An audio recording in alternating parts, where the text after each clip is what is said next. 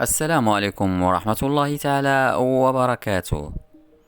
انفجر البرتغالي كريستيانو رونالدو قائد نادي النصر غضبا بعد نهاية مباراة فريقه أمام التعاون ضمن الجولة الثانية من دوري روشن السعودي للمحترفين ليلة أمس.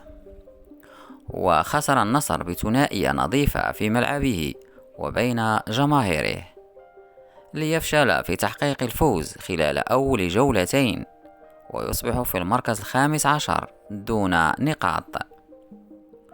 وبدأ الغضب واضحا على الدون فور إطلاق الحكم صافرة نهاية المباراة، إذ غادر الملعب منفعلا دون أن يحيي الجماهير.